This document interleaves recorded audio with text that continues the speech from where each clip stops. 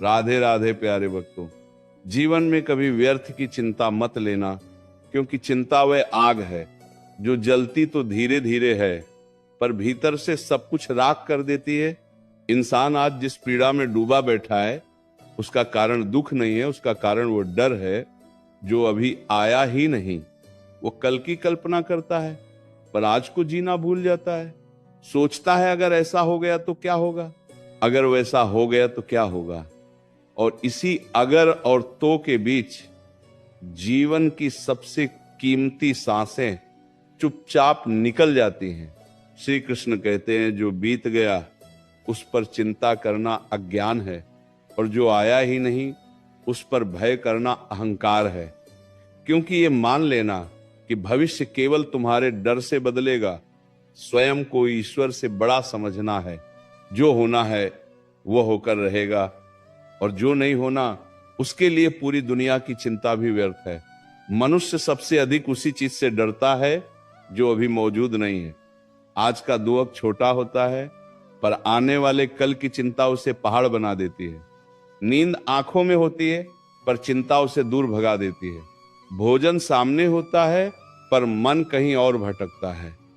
शरीर वर्तमान में होता है, पर मन भविष्य की सजा खुद को देने लगता है। श्री कृष्ण वाणी कहती है, चिंता उस व्यक्ति को होती है जो परिणाम अपने हाथ में चाहता है। जिसने कर्म किया और फल ईश्वर पर छोड़ दिया, उसके जीवन में शांति अपने आप उतर आती है।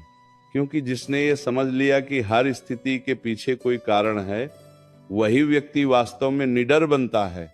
सोचो, जिस दिन सूर्य उगता है, क्या वो ये चिंता करता है कि आज बादल आएंगे या नहीं? जिस दिन नदी बहती है, क्या वो ये सोचती है कि रास्ते में पत्थर मिलेंगे या नहीं? फिर इंसान ही क्यों हर पल अपने मन में आंधी खड़ी कर लेता है? चिंता तुम्हारी समस्या का समाधान नहीं है, चिंता तो समस्या का विस्तार है। जो बात 2 पल में सुलझ सकती थी, चिंता उसे 2 साल की पीड़ा बना देती है। इसलिए कृष्ण कहते हैं, समस्या पर ध्यान दो, पर चिंता पर नहीं। क्योंकि समस्या कर्म से हल होती है और चिंता केवल थकान देती है। जिस दिन ये समझ आ गया कि जो मिला है वही इस समय के लिए आवश्यक है, उसी दिन से व्यर्थ की चिंता समाप्त हो जाती है। जो नहीं मिला वह इसलिए नहीं मिला क्योंकि अभी उसकी आवश्यकता नहीं है, और जो चला गया वह इसीलिए गया क्योंकि उसका समय पूरा हो चुका था। मन बार बार पूछता है आगे क्या होगा, पर जीवन कहता है पहले आज को जी तो लो। जो व्यक्ति आज की शांति को पकड़ लेता है, उसका कल अपने आप सुरक्षित